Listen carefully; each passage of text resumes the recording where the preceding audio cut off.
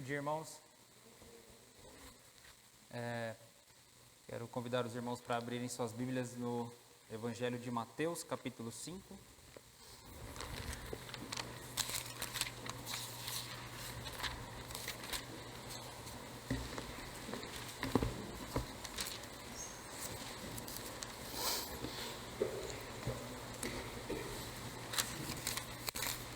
Mateus, capítulo 5.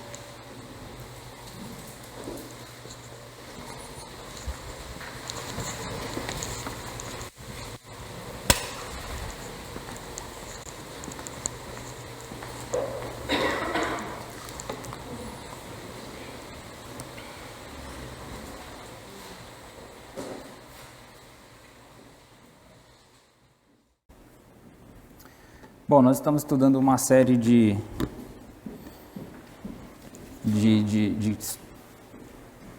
textos, né, que falam do frutificando no amor, correto? Esse é o tema que foi proposto. Mas hoje nós vamos falar do lado oposto do amor, né? Então, o tema pode trazer um pouco de polêmica. Eu peço que os irmãos se contenham e sejam moderados nas suas opiniões, né? Vamos tentar entender o que Jesus quis ensinar a respeito desse texto. Ele iniciou o capítulo 5 e é o famoso Sermão do Monte, tá? Esse sermão, ele vai até o capítulo 7. Tá? O sermão ele é extenso. Começa lá no capítulo 5 e vai até o versículo 28 do capítulo 7, tá bom? E nós vamos tratar dos textos do verso 21 até o 26. Ter uma compreensão a respeito do Sermão do Monte como um todo seria muito bom, para a gente poder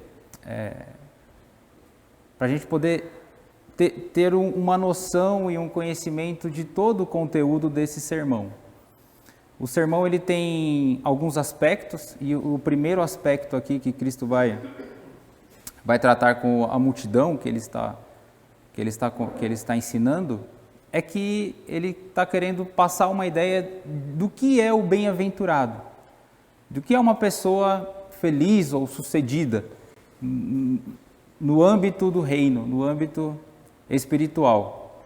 E o ideal seria que nós pudéssemos ter essa compreensão geral de tudo, mas nós vamos tratar apenas desse pequeno texto, que vai do verso 21 até o 26, que é quando Jesus ele está no contexto, ele está dizendo algo relacionado a sua missão no sentido de não desprezar a lei. Ele quer deixar bem claro também, dentre alguns pontos dele do Sermão do Monte, ele não quer desprezar a lei. Ele vai falar sobre bem-aventurado, o que é uma pessoa bem-aventurada, o que é uma pessoa feliz aos olhos de Deus, e ele vai dizer como deve ser essa pessoa, como essa pessoa ela tem que salgar, né, esse mundo podre, esse mundo caído, como ela tem que ser luz nas trevas. Ele vai falar um pouco disso. Nós podemos ter uma certa compreensão ali a respeito do caráter que Deus espera de nós, o caráter que Deus quer que nós tenhamos, e da nossa atitude e semelhança do Senhor. Nós temos que ter uma atitude e uma semelhança com o Senhor. E a partir do verso 25, a partir do verso 21 até o 26, a gente vai perceber uma tentativa de fazer a pessoa não se parecer com Deus, desvirtuarem a pessoa, né? Ele vai trazer um entendimento muito profundo. Então, qual é o objetivo dele? Deixar bem claro que ele não veio revogar a lei. Ele fala isso no versículo 27. Ele fala: eu não vim revogar a lei, eu não vim mudar um traço da lei, não vim descrever a lei, né? Desdizer a lei. Acho que descrever quer dizer apagar alguma palavra, né? Não vim apagar nenhuma palavra, não vim desdizer o que Deus disse para Moisés, até para os antigos, mas vim trazer uma compreensão mais plena, uma compreensão mais profunda do que é a lei do Senhor. Para os fariseus, para os escribas, para os mestres da lei, os rabinos, para eles importava muito a questão do exterior. Isso para eles era o fundamental. O que eu expresso diante de quem me vê? O que eu expresso, né? O que eu mostro? Quando eu passo, quando eu ando, quando eu faço um ritual, quando eu exijo uma cerimônia, o que eu mostro de fato? Aquilo era o fim para eles, aquilo bastava. Mas Jesus ele vem dizer, olha, a justiça de vocês, que eram os ouvintes do Sermão do Monte, deveria exceder a dos escribas e fariseus. Deveria exceder, deveria ser melhor a justiça deles nesse sentido. Ou seja, a compreensão, o entendimento, ter uma avaliação mais justa sobre as coisas, sobre as relações. Tá?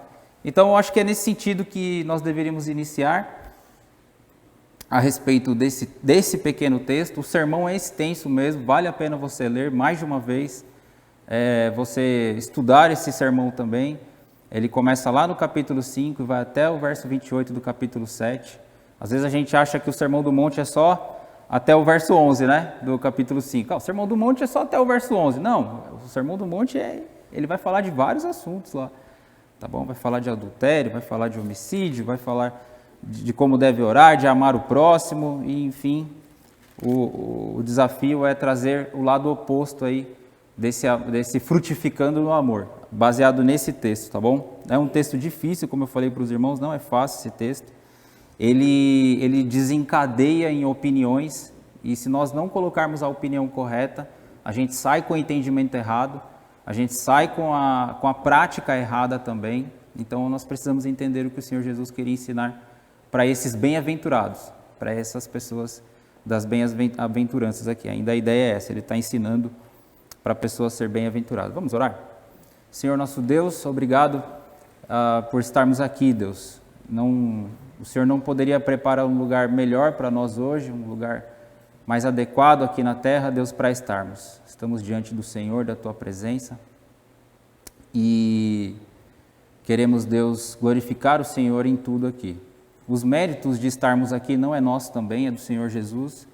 Foi Ele quem veio até a terra, foi Ele quem se entregou na cruz e deu a sua vida por nós. E a prova de que ela tem valor é a ressurreição do Senhor e agora a habitação do próprio Senhor nas nossas vidas também. Então eu agradeço ao Senhor, Deus, por essa graça, por esse privilégio, Pai, de poder estar aqui estudando a Tua palavra, estudando aquilo que o Senhor mesmo disse.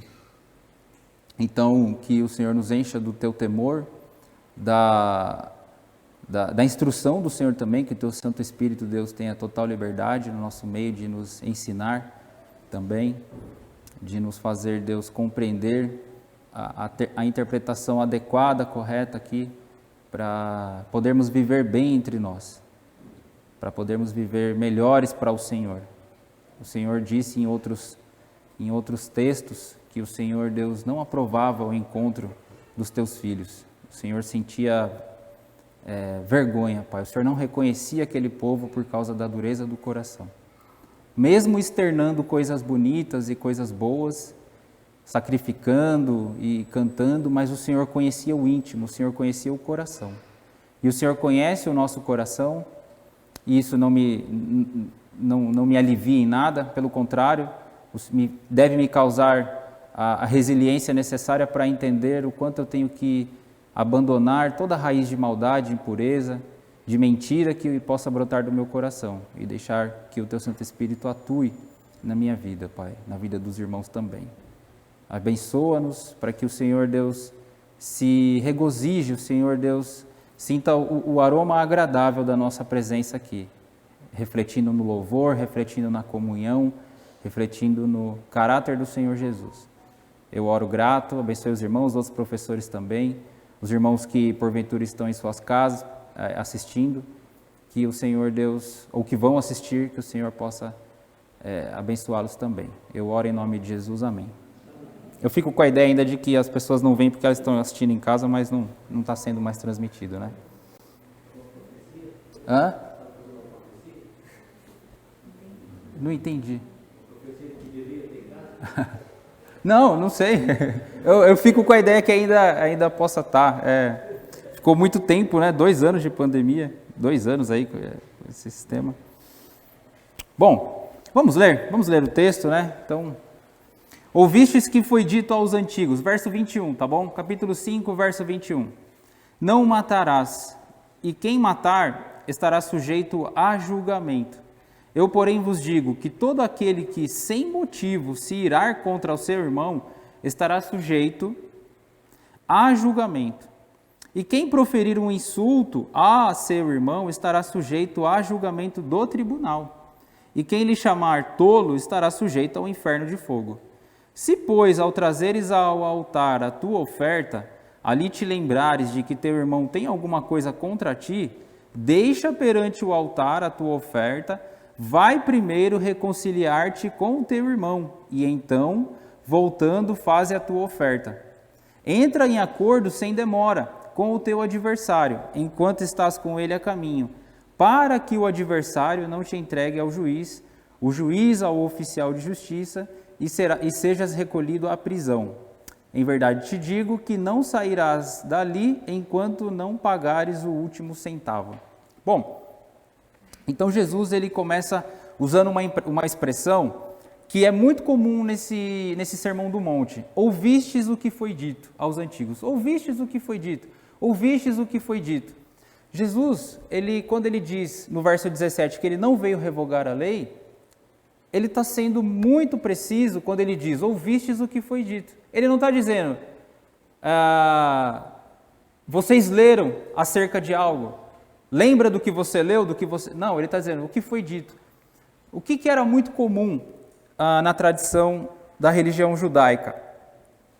A tradição oral da lei. A tradição de repetição da lei e de interpretação por parte dos rabinos.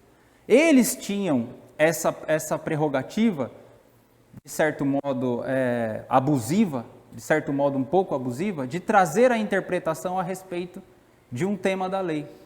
Por que eu digo isso? Até por questões de acesso à própria Escritura.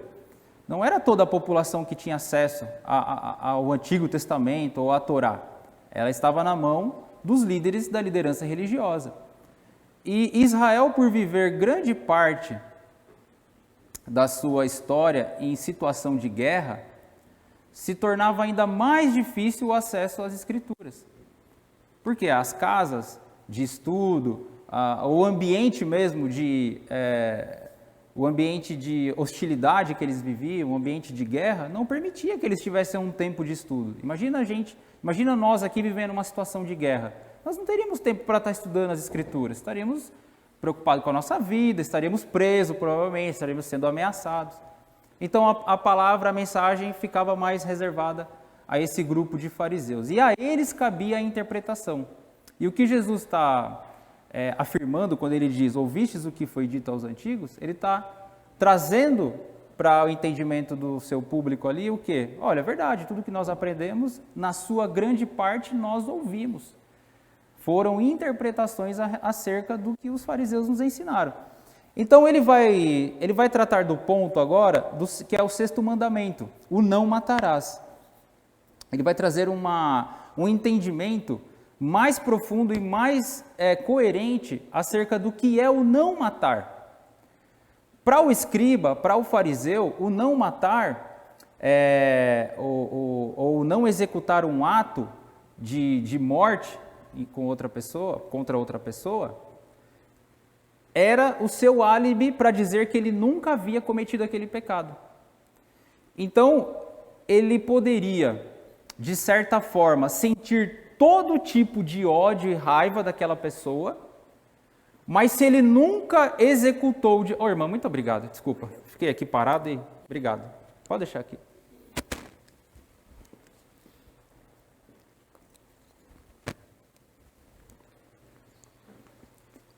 Então, diante de toda uma situação de desacordo, de desavença, que a pessoa poderia ter contra a outra, aquilo não era motivo para ela ser acusada de um pecado.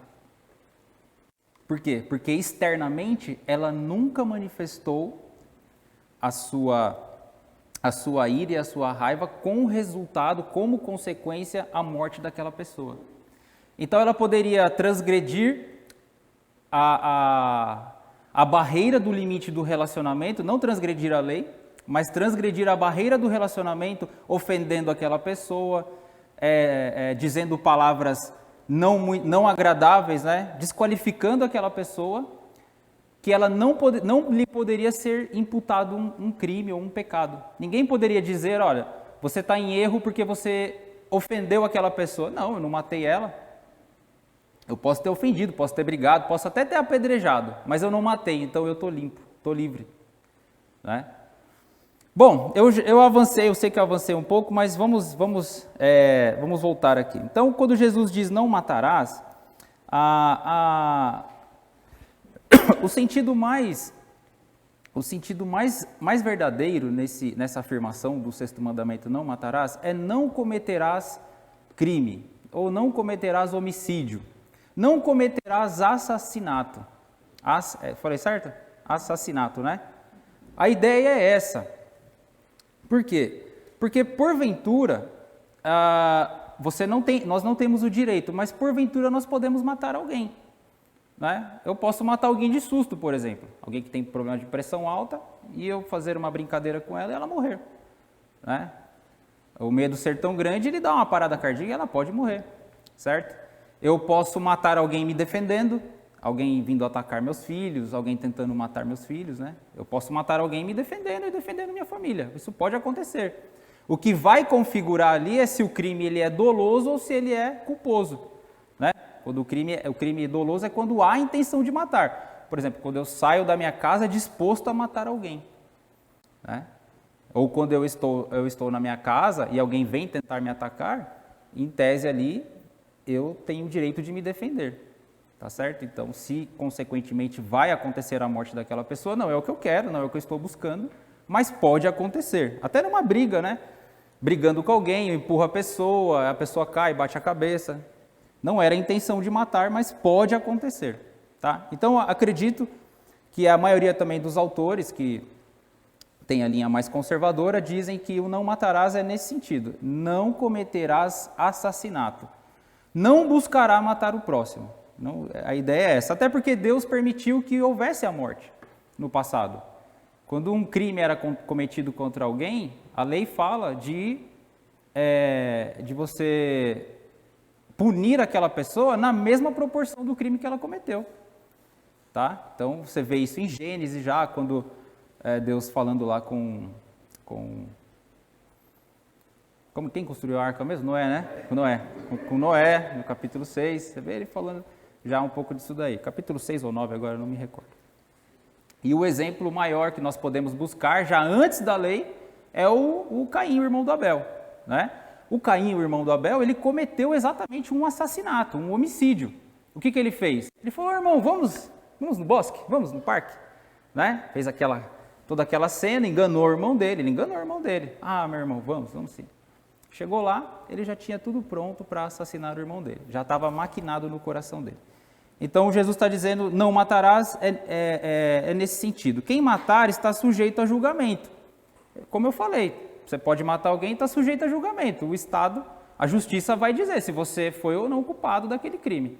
Tá certo? O Estado tem essa prerrogativa até dada por Deus. Deus deu isso para a liderança dos países para cuidarem disso daí. O próprio povo podia formar os juízes, né? Formar o seu grupo lá, o seu colegiado e julgar as questões, julgar as situações.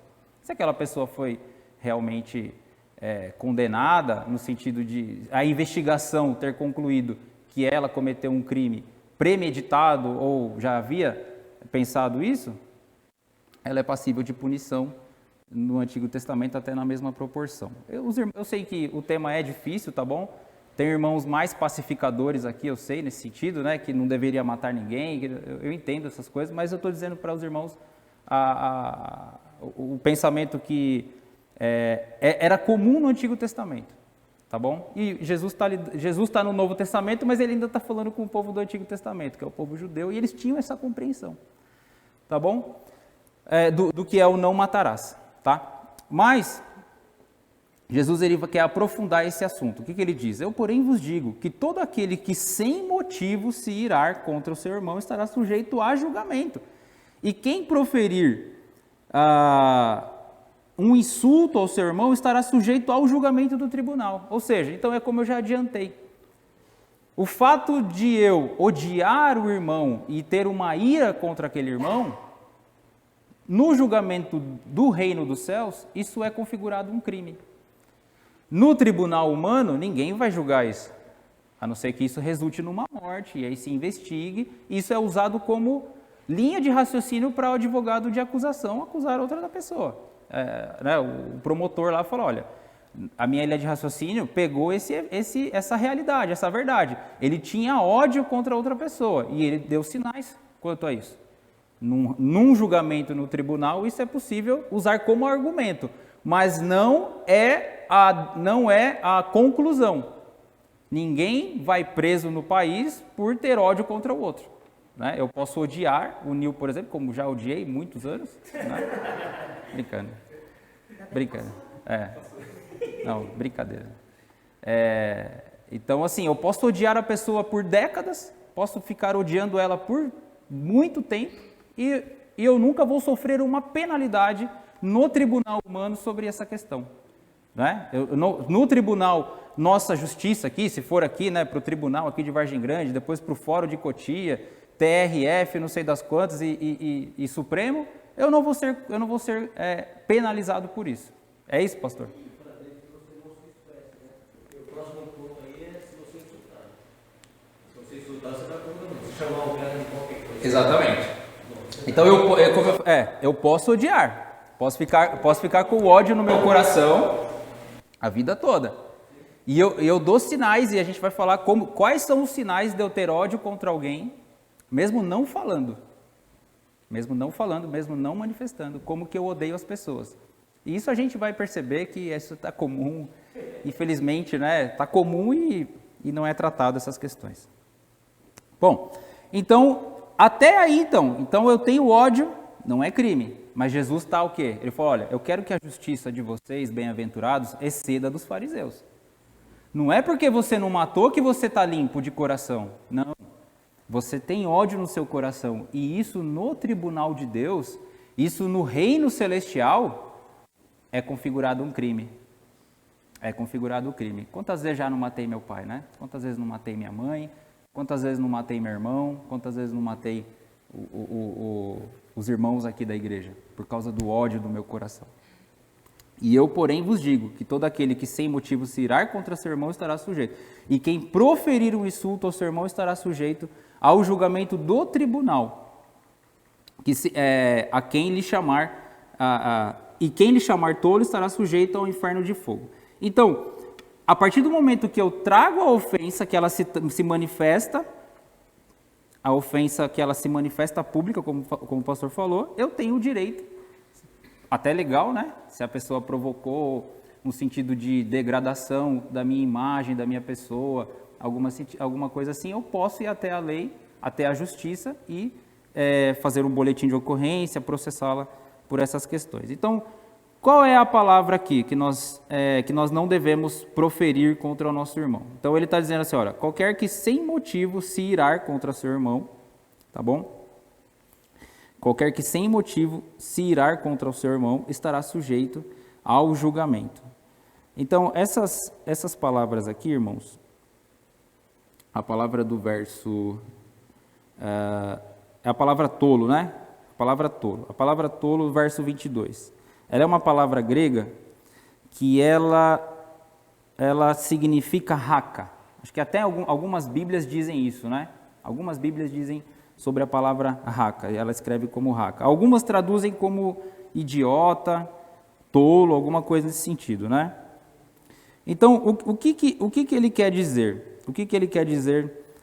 Qual é o significado dessa palavra? Essa palavra significa cabeça oca. Cabeça oca, não é? Poderia também ser traduzida como débil mental, mas aí o débil mental não é tão adequado por questões de pessoas com problemas de demência, né? Então, traria, no âmbito religioso, poderia trazer um pouco de problemas para nós nesse sentido, se a tradução fosse essa. Mas basicamente é o quê? É um cabeça oca, é um pateta, é um estúpido, é um parvo, é um frívolo, nesse sentido é uma pessoa que eu desqualifico ela, mas com o objetivo do quê? De dizê-la que ela não reflete a imagem de Deus. Nesse texto aqui, quando alguém ofendia o seu irmão, com essa palavra, ele queria dizer assim, olha, você é desqualificado para estar entre nós. Você não presta para estar no nosso meio, então você merece a morte. Mas enquanto eu não te matar, esse é o grande ponto, irmãos. Enquanto eu não matar você, enquanto eu não tiver enquanto eu não encontrar na lei a legalidade para te matar, eu não estou pecando contra você. E o que Jesus está trazendo é exatamente o aprofundamento do entendimento, ou seja, são questões internas. Eu vivo uma situação, uma circunstância onde eu rejeito a pessoa, que ela é a imagem de Deus, ela foi criada à imagem de Deus, eu desprezo ela, quando ela busca uma ajuda, quando ela busca algo para a sociedade, ela é desprezada, a sociedade não reconhece ela como um irmão, sem motivo, sem motivo. Isso se inicia com a ira. A ira, os irmãos já estão um pouco mais familiarizados com esse nome, né? A ira aqui, irmãos, é aquela ira do ódio, aquela ira de não querer ver a pessoa, de querer que ela morra mesmo, de querer que ela não faça parte. Já viu pessoas falando isso? Já, infelizmente a gente acaba ouvindo, né? Às vezes as pessoas elas expressam o que tem no coração dela. Uma vez eu fui num acampamento e alguém falou assim, não sei o que essa pessoa veio fazer aqui. Eu não sei, eu acho que ela não tem nada contra essa pessoa hoje, mas naquele momento ela tinha algo contra aquele irmão, que ela não queria que aquela outra pessoa estivesse lá.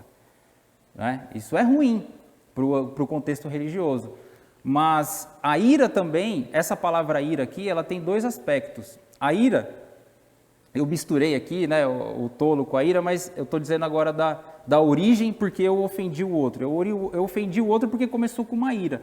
A ira ela pode ter um aspecto de brevidade.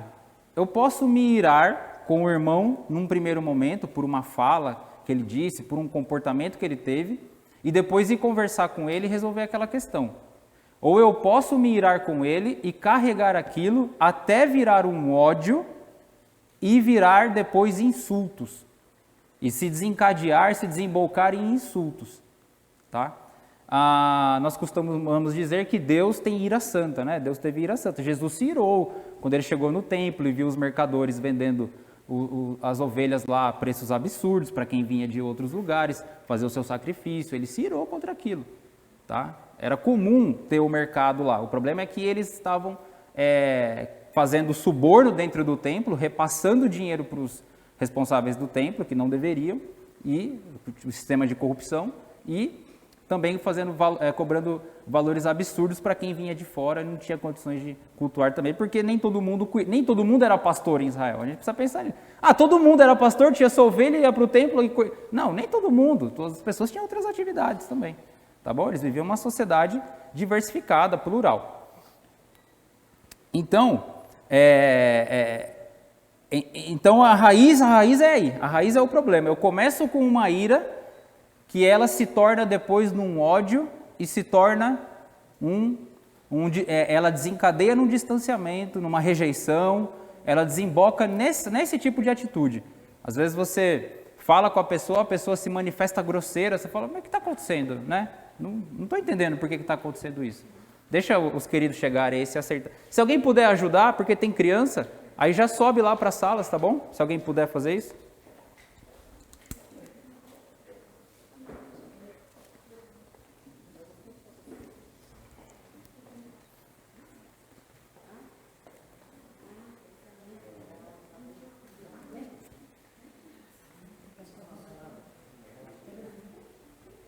Qual é a idade para subir? É até? do Escola Dominical? A jovenzinha tem quantos anos? Tem sala lá para ela, vai lá. Algum irmão, por favor, ajuda também. Muito bem-vindos, viu? Obrigado pela presença. Quais são os nomes? E eles, muito bem-vindos, viu? Deus abençoe. A gente está aqui agora no tempo da Escola Dominical, mas tá bom? Pode participar aí. Se tiver uma Bíblia aí, o Nil quiser compartilhar a Bíblia com eles também, obrigado. Muito bem. Então, quando que poderia levar para o tribunal? Quando chegasse no nível do insulto. Estaria sujeito também, mas raramente acontecia. Por quê? Porque só se desembocasse na morte do próximo. Então, o que era mais comum? Eles aguardarem e pegar aquela pessoa num erro, porque quem é ofendido também erra, tá certo? A pessoa não é totalmente injustiçada. Ela também tem as falhas dela. Então, era mais comum eles aguardarem aquela pessoa ser pega num erro e depois ser levada para o tribunal, tá certo? Do que levar aquele que estava destilando todo o seu ódio, toda a sua ira contra aquela pessoa. Então, Jesus quer melhorar esse entendimento. Ele quer melhorar esse entendimento. Você não está passível de responder um processo, um crime, só quando você matar. Não, quando você matar essa pessoa no seu coração. Quando você decidir que você não quer mais nada com ela, que o seu relacionamento com ela acabou. Jesus quer melhorar esse entendimento. Ele quer deixar exatamente pontuado essa situação.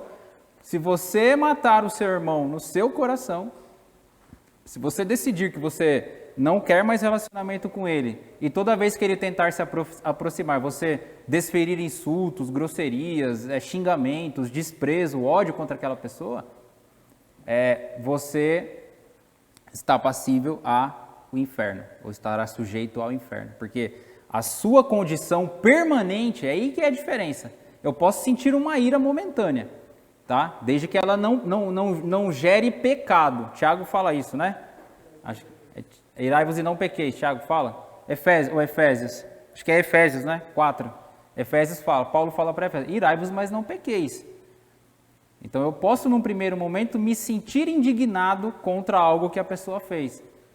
E aí não dá para medir o grau da ira, mas acho que até uma indignação ela é permitida. Por isso eu falei dos limites, né?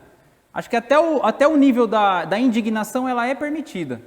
Agora, a partir do momento que ela se desencadeia, se desemboca numa ira permanente, ao ponto de eu rejeitar aquela pessoa, de eu não querer mais conviver com ela, aí eu estou sujeito à condição do inferno. Aí você fala, mas como que um crente pode estar sujeito ao inferno se Jesus veio e nos libertou das cadeias do inferno, das cadeias da morte? E aí eu digo para os irmãos que quem está nessa condição permanente de rejeitar o próximo, de não amar o próximo, de odiar o próximo, essa pessoa não foi regenerada. Então, ó. Parece que aqui está dando uns passos. Se você se irar, você está sujeito ao julgamento. Qual é o julgamento? O julgamento tem que pedir perdão e se acertar com Deus. Aí se você insultar, você pode ir até para o julgamento Tribunal humano. E se você chamar de alguém que não tem mais de Deus, como você colocou bem aí, chama de demente, alguém assim, aí você não é crente mesmo. Exato. Aí é inferno. Aí você não é crente. Se você não tem mais Deus, quem é você? Acho que dá a impressão que são fáceis, não sei o que você acha aí. Ele dá esse exemplo do inferno porque tinha lá um lugar, né, que era onde eles jogavam o lixo deles, e aquele local ficava em constante chama, né, ficava constantemente aceso, né? Que é o Dina. Exatamente. Então tudo é despojo. Todo lixo vai para lá. Exatamente. O sentido figurado é esse mesmo. Perfeito.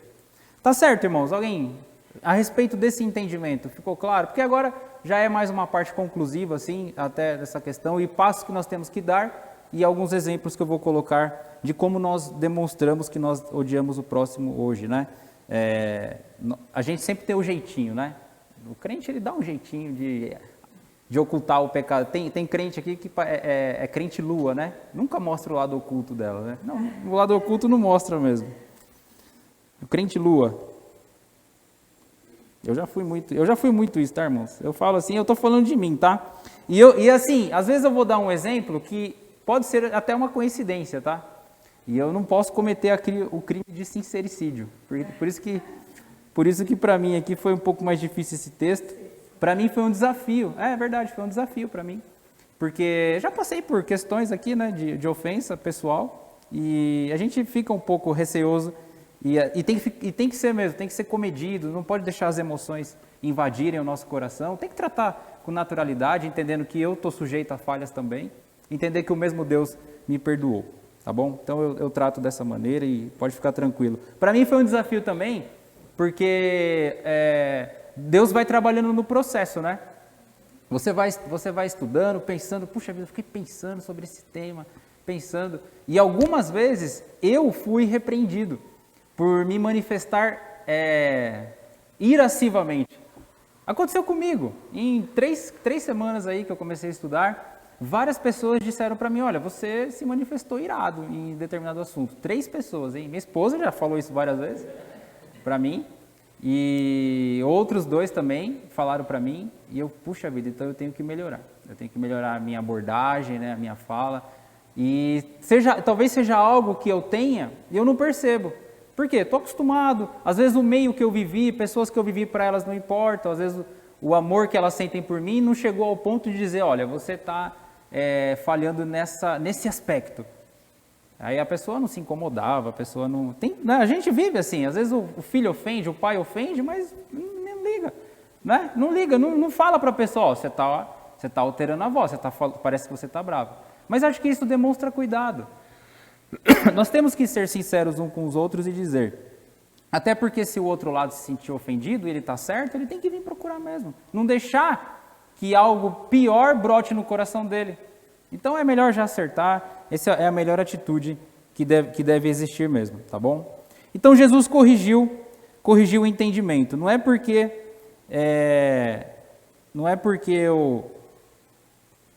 eu não matei aquela pessoa que não significa que o fato de eu odiá-la não é uma morte, é uma morte. Jesus está dizendo que é uma morte isso. É um homicídio que você está cometendo. É um homicídio, quando você despreza aquela pessoa.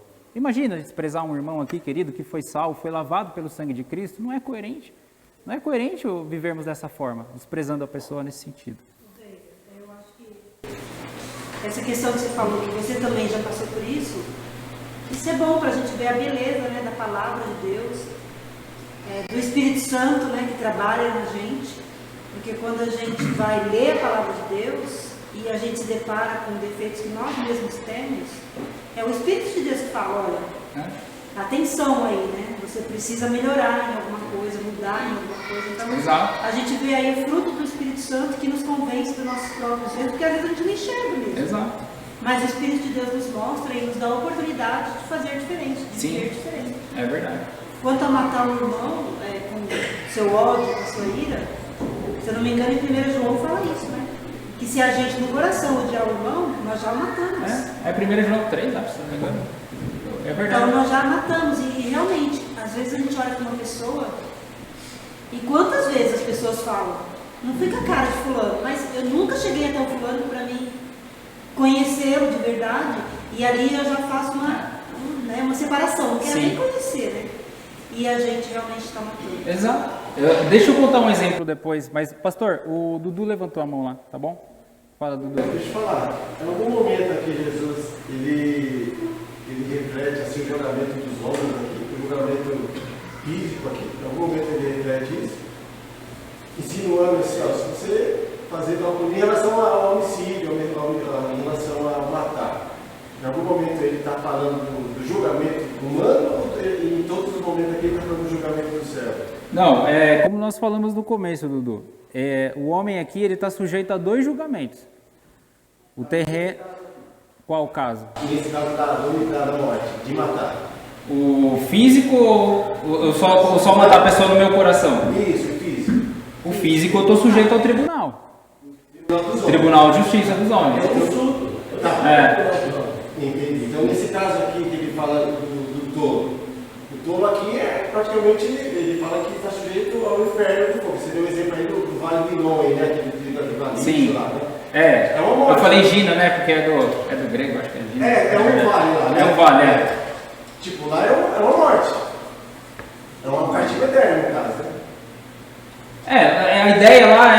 é no sentido figurado do quê? De que aquele fogo não se apaga e aquilo que é desprezível, quem está sujeito ao fogo do inferno? Quem proferiu a ofensa.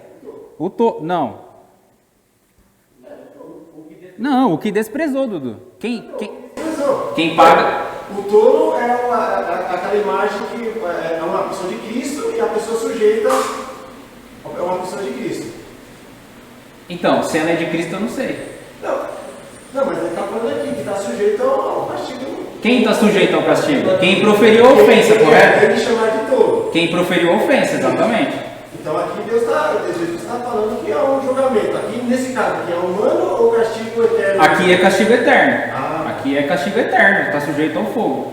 Tá bom? Não está falando que mas não está falando... o ser humano ele tem essa capacidade, ó. Então o ser humano ele vai lá, pega esse cara que proferiu e joga lá.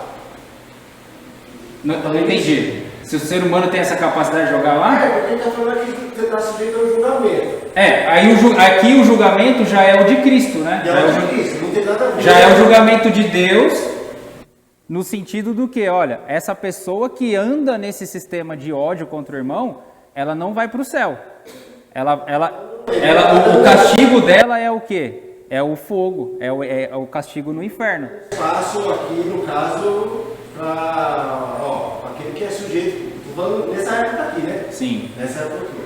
Ele não está dando espaço para aquela pessoa que proferiu, você está sujeito ao lado de lá, não, você vai se queimar, você é lixo. Ele está dando esse espaço aqui para o pessoal fazer isso? Não, né? E o contexto aqui não é igreja, tá? Acho que tem que deixar bem claro, o contexto não é de igreja para salvo, tá? Porque a gente às vezes mistura essas estações e não tem nada a ver. Ele está falando com o judeu mesmo. Exato, com o judeu. Estava clarificando o inferno, ele é aquilo lá. Exatamente. Ele estava trazendo como referência. É aquilo. Perfeito. Pastor, agora, pode falar. Eu estou com uma dúvida. Eu não sei quando você vai dar a lição agora. Não quero estragar nada. Se eu for estragar, você só... Não, pode falar, não tem problema. Eu já antecipei coisa aqui. Uma coisa que eu queria dizer, ou deixar mais claro, você já falou bastante disso, é que o matar alguém é o ato mais ofensivo que o ser humano pode fazer contra o outro. É o mais ofensivo que o ser humano pode fazer contra o outro. Por quê? Porque eu não sei se o outro é salvo. Eu posso estar mandando alguém para o inferno. Eu posso estar, se eu mato alguém, posso estar mandando alguém para o inferno. Então seria mais, por isso que Jesus usa esse mandamento aqui. Eu não creio nessa linha de raciocínio, pastor. Eu não tenho, mesmo que eu mate alguém, eu não condeno aquela pessoa para o inferno. Eu não acredito que ela tem o poder da decisão de ir ou não para o inferno. Você não sabe se ele é salvo. Se você mata alguém antes dele ser salvo, você está mandando para o inferno. Não você, mas você tirou a chance dele receber Jesus. Com toda a liberdade. Sim, eu entendo. Percebe? Eu percebo, mas... Esse é o mais ofensivo. Eu não creio nisso. Eu pessoalmente, eu não creio que o destino do inferno depende da minha ação contra ela. Eu acho que, eu pessoalmente não creio nisso. A pessoa, para mim, se ela vai ser salva, ela vai ser salva. Eu creio nessa linha, de que a salvação vai chegar até ela. Vamos exagerar aqui no pensamento. Tá. Tem um país lá, vamos pensar hoje. Sim. O maior país muçulmano é a Indonésia. Sim. 200 milhões de muçulmanos. Todos vão para o inferno, não quer? Sim, vão para o inferno. Se eu jogar uma bola lá e matar todo mundo... Vão para o inferno.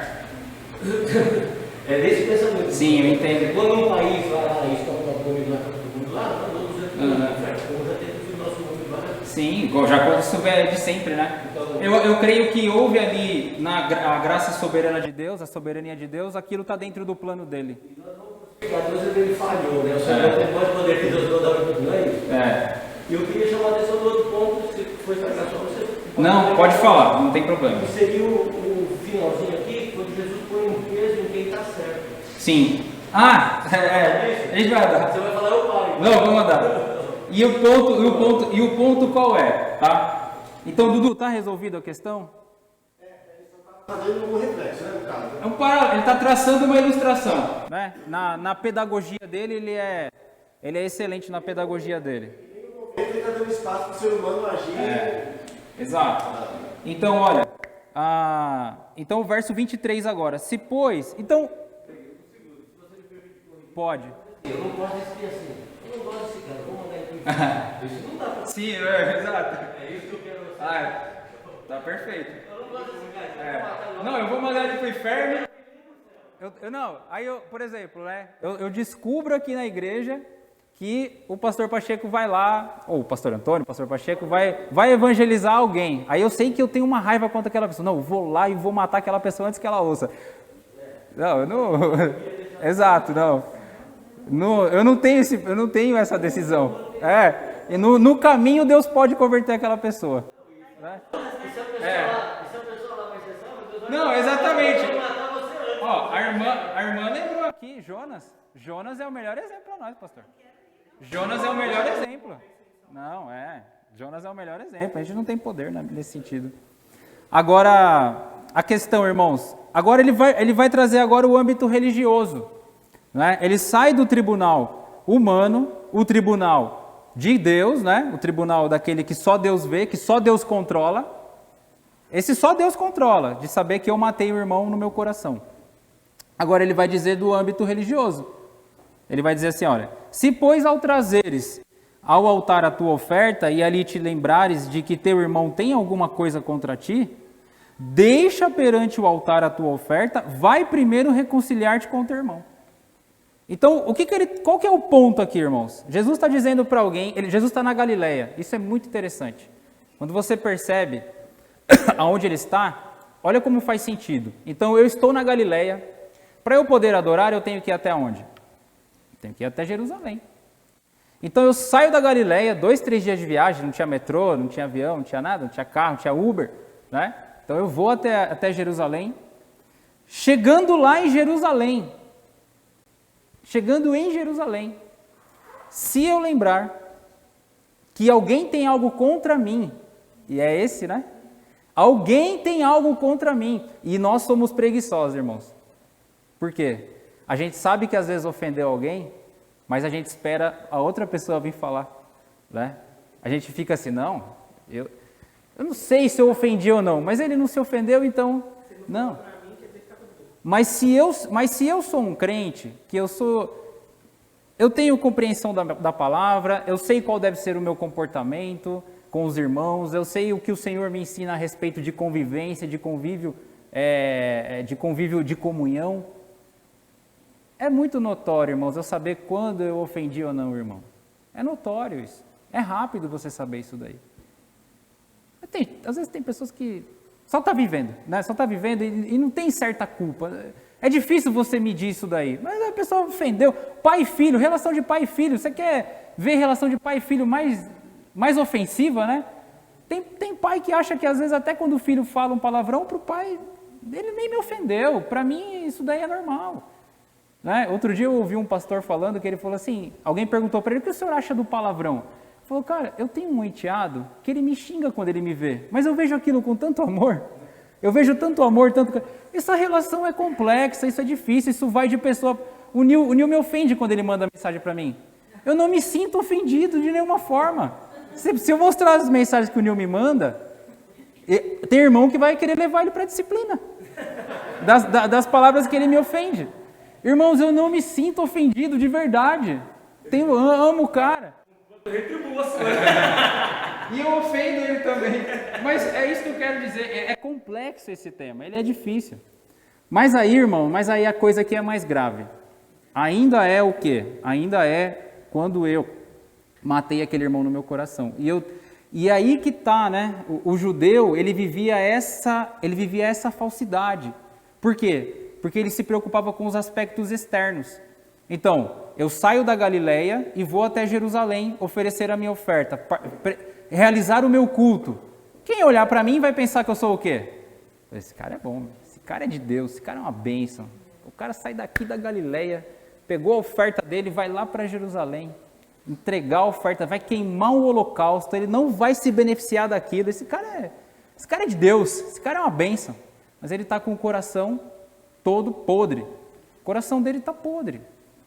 E aí quando ele chegar diante de Deus, quando ele chegar diante do santo, isso é importante. Quando eu chegar diante do santo, eu tenho que ter o quê? A luz de Deus para mostrar a minha escuridão. Na luz de Deus vai se revelar a minha escuridão. Vai se revelar o que tem de mal dentro de mim. Se o que eu quero, irmão, se o que eu estou vindo fazer aqui é buscar a santidade, buscar a comunhão ideal com os irmãos, a palavra de Deus, a comunhão, o ambiente, tem que revelar o meu pecado. E é bom que se revele exatamente nesse contexto. Que não dê tempo de eu proferir ou provocar os insultos, as agressões, as violências, as palavras indevidas, mas sim que Deus me mostre. Isso é graça. Isso é graça. Você poder estar aqui, de repente você está aqui e você deve estar vasculhando seu coração, esquadrinhando seu coração, como o apóstolo Paulo ensina nas igrejas, né? Coríntios, outras igrejas. Esquadrinha seu coração, olha seu coração, vê se tem algo mal dentro de você, peça para Deus tirar nesse momento. Se você tem algo contra um irmão, resolva isso, não deixa isso prosseguir no seu coração, resolva rapidamente. O judeu também esquadrinha. Para esquadrinhar, boa, bem lembrado, pastor. É para esquadrinhar o coração. E se você tem algo contra, se você sabe que você tem uma pendência com alguém, resolva. Mesmo que a outra pessoa não tenha te buscado, ela possa estar ferida ou não, mas é o que você fez. E aqui é o que você fez. Se você sabe que tem alguém chateado com você, vai lá resolver. E qual que é o ponto aqui também? São duas frases importantes. Tem que ser radical e tem que ser rapidamente. Então, quando que eu posso não participar do culto? Provavelmente hoje à noite eu não vou estar com os irmãos, tá bom? Não é desculpa, a minha desculpa não vale como desculpa, então não vou falar. Mas se eu tiver algo contra alguém, Deus não se importa que você pare o culto. Deus está abrindo mão de receber a sua adoração para que você vai resolver sua questão com o outro. Olha só, olha como Deus é bom, abrindo mão de receber um sacrifício, abrindo mão de receber uma adoração. Por quê? Porque Ele não quer a nossa aparência, irmãos. Deus não se agrada da nossa aparência. Né? Eu cheguei no horário do culto, vim no horário, cheguei aqui 10 minutos antes. Vou terminar minha lição atrasado, me desculpa, mas cheguei no horário. Estou todo domingo aqui, sou fiel, estou todo domingo. Ninguém pode me acusar de que eu não fui assíduo. Mas Deus não quer a nossa aparência. E lógico que a gente tem que estar junto, tá? Não estou desprezando o estar junto. Nós temos que estar juntos, para nós nos fortalecermos e desenvolvermos a nossa salvação. E a gente vai se espinhar mesmo, isso é comum. Até a gente chegar num nível de maturidade que os problemas vão cessar. Mas nós não podemos ignorar os nossos problemas, nós não podemos prosseguir com os problemas. E Deus está permitindo, olha, para o culto. Se tiver que abrir uma assembleia para tratar esses assuntos, abra a assembleia no meio do culto. Se tiver que ir para uma sala, você para o culto e vai resolver, é mais importante isso. Deus está abrindo mão do culto, resolva rapidamente, Ele está sendo radical. Ele está dizendo, se você for até Jerusalém, volta com esse camarada, que é o teu irmão, volta para você se reconciliar com ele. E qual é o trecho de Coríntios nós decoramos lá? Que Jesus nos reconciliou, que é o ministério da reconciliação. 2 Coríntios 5,17? É 18, 19 que ele fala, né? Exatamente, irmãos. Se alguém está em Cristo, nova criatura é, as coisas antigas já passaram, eles que se fizeram novas. Deus nos deu o ministério. Nós já decoramos esse versículo. Então, irmãos, Jesus está sendo radical. Vá rapidamente, levanta agora e vai resolver. Rápido, é radical, é rápido. Vai resolver. Ele quer que isso cesse, que isso acabe. Esse era o entendimento que o fariseu não tinha. Esse era o entendimento que eles não tinham. Tá? Então, não se iluda, né, irmãos, com a ideia de que o fato de você estar pertencendo a um grupo, aquilo é um fim em si mesmo, no sentido de você mostrar uma casca. Paulo chamou os fariseus, os escribas, os mestres da lei, de parede caiada, né? Alguma coisa. Vocês são túmulos caiados, sepulcros caiados. Né? O que está dentro do túmulo é algo podre, fedorento, horrível, né? Mas vocês estão com a casca bonitinha, vocês estão com o túmulo bonitinho, com a parede bonitinha. Hã? Não resolve. Então, o exemplo é esse, irmãos. No âmbito religioso, pare o culto, cesse o culto. Não chegue no horário do culto, vai resolver antes o seu problema com o seu irmão, tá bom? Vai primeiro reconciliar-te. E aí, volta agora e faz a tua oferta. Aí você volta de novo, compra outra passagem, vai lá e faz a tua oferta. Não tem problema, pode voltar lá. Aí verso 25 ele diz, entre em acordo sem demora com o teu adversário. Agora ele muda a figura. Agora já não é mais com o irmão. Agora o problema aqui é entre... É um problema comercial, provavelmente. Tá? Agora é um prejuízo que foi causado. Agora ele diz adversário. O prejuízo pode ser um crime que ele cometeu também, um adultério, um negócio mal feito, uma dívida, tá bom? Então agora é um adversário agora, o verso 25. Entre em acordo sem demora com o teu adversário, enquanto estás com ele a caminho, para que o adversário não te entregue ao juiz, o juiz ao oficial de justiça, e sejas recolhido à prisão. Em verdade te digo que não sairás dali, enquanto não pagares o último centavo. Aí envolvido o juízo humano também.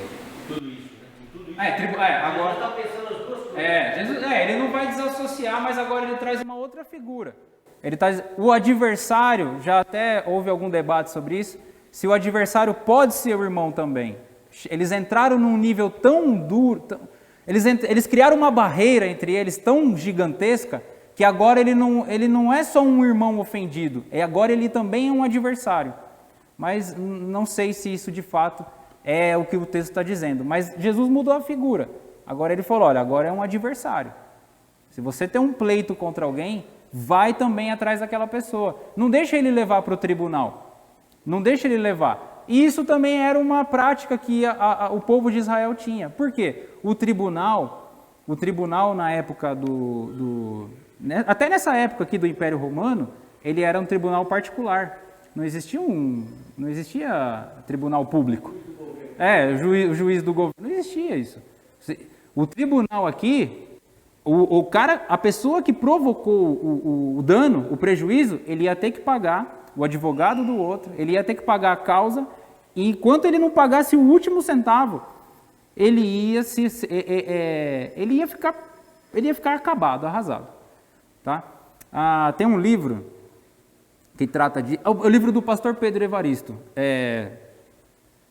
Os Invisíveis da Terra em Deuteronômio. Ele vai explicar todo o complexo de legislação para chegar à conclusão de como a nação rejeitava o pobre, a órfã, como eles não cuidavam do pobre. Então aí ele explica todo esse complexo do sistema jurídico, como eles subornavam os juízes. Tá? O juiz já ia a favor da pessoa que estava certa. É igual algumas políticas de alguns países, né? Infelizmente.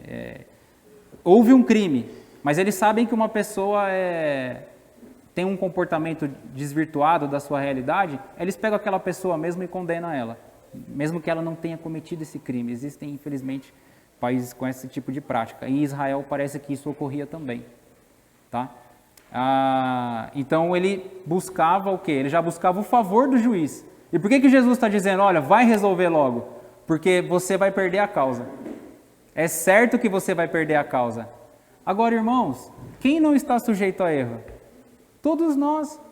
E o que Jesus está querendo nos ensinar? É melhor você ir lá com uma atitude humilde e dizer que você vai restituir o prejuízo que você causou, do que você ser penalizado no tribunal dos homens. Então, o que Deus quer de fato de nós? Uma mudança de atitude. Ele não quer, irmãos, o nosso grande erro, irmãos, é querer nas nossas relações estar certo e não dizer a verdade, e não que a verdade prevaleça. Infelizmente, nas nossas relações, o que acontece é isso. Nós temos demandas, nós temos problemas. O lado errado não quer a verdade, ele quer estar certo. Por que ele não confessa o pecado dele? Porque ele quer estar certo diante de todo mundo. Essa é uma grande dificuldade e um grande problema no meio, nas relações. Né? Quantas vezes eu, como irmão, deixei meu irmão se prejudicar? Porque eu queria passar a ideia para minha mãe de que eu estava certo, mas eu estava errado no final. Né? E ele acabou levando prejuízo, porque eu queria estar certo, mas a verdade não prevaleceu nesse assunto. E o nosso jeito é esse. E aí eu queria falar de como eu falei que ia falar rapidamente também, de como nós podemos acabar com os nossos relacionamentos de uma forma não muito prejudicial. Você acha que se eu odiar alguém, eu vou fazer isso publicamente? Eu vou manifestar o ódio do meu... Porque quem odeia, ele vai revelar aquilo que está no seu coração. Mesmo que eu ainda... Uma situação assim, vamos pensar assim, ó. Eu chego pro Nil e falo... Eu chego lá pro Nil, né, e falo assim, ô Nil...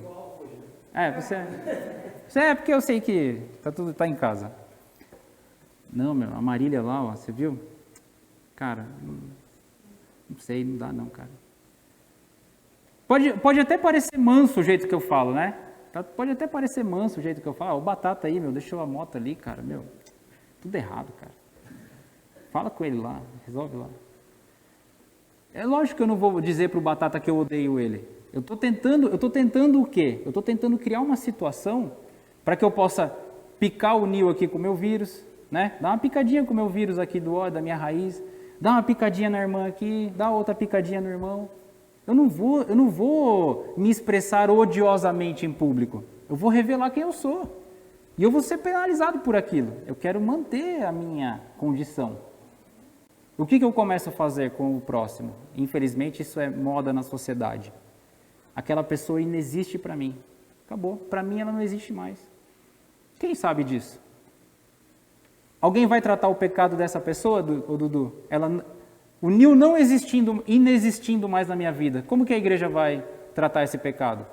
Se eu ofender o Nil publicamente, a igreja vai tratar, não vai? Alguém vai vir conversar comigo. Você fez lá, você ofendeu o Nil. Ou ele mesmo vai vir falar. Agora, se ele inexistir na minha vida, quem vai tratar isso? Ninguém. O interessante é que o ódio aí do coração, matar no coração, está no seu coração só você sabe. Só você. E Deus, né? E aí é o primeiro tribunal, é o tribunal de Deus. E aí ele evolui por uma indiferença. Você responde, eu perguntei ontem, qual que é o oposto do amor? É a indiferença, você falou, né? Não é o ódio. O ódio você revela. O ódio não é revelado. Se você não trata esse ódio, vira indiferença, a pessoa realmente não existe. A gente está aqui na mesma igreja, na mesma casa, no mesmo ambiente, mas aquela pessoa para mim é como se fosse aquele piano parado ali que não serve. Se você não tocar, não serve para nada. Exatamente. Então, esse é o nosso jeitinho, né? E como eu quero tirar a imagem de Deus naquela pessoa, eu tenho que levantar algo contra ela. Eu tenho que legalizar o meu argumento, para que outras pessoas concordem comigo. E aquela pessoa, ela passa a inexistir na minha vida. Eu não falo mais nada sobre o que eu vivi com ela, de experiência. Eu tenho tantas memórias de outras pessoas, não falo mais sobre a pessoa. Não conto as histórias que a gente vivenciou, não uso como exemplo mais. Não tomo café, não chamo mais para comer pizza, não faço mais nada. Para tomar um café na padaria, não faço mais nada. Aquela pessoa inexiste para mim. Não mando mensagem, não converso, não olho mais no olho, não tenho uma conversa franca. Acaba. Isso, infelizmente, é a forma que nós usamos. Existe no Brasil agora a cultura do cancelamento. Muitos crentes fazem isso com os outros. Simplesmente cancela a pessoa. Cancela. Tá certo? Não quero que ela esteja. O Nil falou de púlpito aqui. Veiga, não é para você ir no horto, não. Fica na sua casa. Não é para você. Veiga não é jovem. Brincando. Fala, irmã. Não, então, eu queria falar com os irmãos, é um versículo aqui que veio à minha mente. E essa questão do anular o outro é isso mesmo. Mas antes da pessoa fazer isso, a pessoa começa, igual você falou. Fala pro Nil que não tá legal, fala pro outro que o Zé, não sei o que. E é exatamente o que esse versículo fala. Eu não coloco o meu ódio diretamente. Sim. Né, sobre a sua pessoa. Sim. Mas eu vou usar de outras. Exato. Para demonstrar que eu estou insatisfeito. O que essa pessoa quer fazer? Ela quer legalizar o ódio que ela tem, trazendo uma ideia de que a proposta dela contra aquela pessoa é legítima. Então, a proposta que eu tenho contra o outro é legítima, agora eu tenho um consenso geral, ninguém está percebendo, todo mundo está vendo, e ninguém está percebendo, tratando a fundo a raiz do mal dela. A raiz do mal que ela tem contra aquela pessoa, sem motivo. Às vezes é com motivo, mas não é para andar nesse contexto, nesse ambiente. Você está se revelando que você não é um crente de fato. Desculpa. Hebreus 12:15 fala assim: atentando diligentemente, porque ninguém seja faltoso, separando-se da graça de Deus, nem haja alguma raiz de amargura, que brotando vos perturbe, e por meio delas muitos sejam contaminados. Exato. Mas exatamente isso que... Eu chamo ela de sem noção. Essa pessoa sem noção, não dou crédito porque ela fala. Isso é uma forma do quê? De amenizar o ódio que eu tenho por ela. Porque eu não quero ela perto de mim. Eu não quero que ela metida nas minhas relações. Eu não quero ela envolvida no meu ministério. Não quero que ela dê pitaco aqui. Ela faz isso, ela exclui a pessoa. Não, se fulano for participar, eu não vou. Infelizmente, você já viveu isso, já experimentou isso? Acho que é para você pensar e abandonar isso. Não precisa confessar, não. Simplesmente abandone. Simplesmente abandone, peça perdão para Deus e siga. Melhore seu relacionamento com o outro. Se você percebe que você não mais convive com aquela pessoa por causa de uma desavença no passado, alguma coisa mal resolvida, se acerte. Peça perdão, peça para a pessoa te pedir perdão. Eu passei por uma situação alguns dias atrás e eu pedi perdão. Eu falei, me perdoa. E foi uma coisa da natureza pecaminosa mesmo, algo que está dentro de mim que eu preciso observar. Às vezes, nós somos, como eu falei, às vezes nós não observamos o nosso comportamento, nós não observamos a nossa fala, e isso prejudica o outro. Por quê? Porque o que eu quero receber dos irmãos? Eu quero receber a boa vontade, eu quero receber o carinho, como o apóstolo Paulo recebeu de Filipenses. Ele falou, olha, desde o primeiro dia vocês cooperaram comigo no Evangelho. Você imagina uma igreja que acaba de se converter, pessoas que acabam de se converter e já começam a viver uma novidade de vida com o apóstolo Paulo. Ele fala, outras igrejas não me ajudaram. Ele está falando de comunhão, né? E vocês estão vivendo agora, e vocês estão me alegrando com essa situação. Não é fácil nós vivermos nesse mundo onde nós temos muita polarização. Nós vamos entrar, irmãos, num ambiente em breve aí de disputa política, né? Presidencial, governadores. Irmãos, esse assunto não perverta nosso caminho aqui, o nosso andamento. Nós vimos isso já há 4 anos atrás, irmãos se ofendendo, né, nas mídias. Isso é reprovável. Eu acho que Deus não se agrada com isso, irmãos. Você tem sua opinião, quer debater com outro irmão? Acha um espaço reservado para isso, vá lá, debata, né? Explore as suas ideias, aprenda um com o outro, aprenda a ouvir, mas não faça isso no Facebook, não, no WhatsApp, não faça essas coisas, não, irmãos. Isso não promove o reino de Deus, isso não promove, isso desencadeia em mais não demonstração de amor. Não vou nem usar a palavra ódio aqui, porque eu não sei a origem, não sei a raiz, mas não demonstra amor. Isso não promove nada de bom para a igreja, não edifica a igreja. Pelo contrário, o mundo está vendo agora a ação de alguns evangélicos e está desprezando. O mundo agora está dizendo, olha, essa pessoa não é de confiança. Então, cuidado, irmãos, quando chegar aí, tá bom? Esse período de campanhas, para que a gente não se ofenda mais e não trate nesse sentido, tá joia? Me perdoem o horário, Deus os abençoe.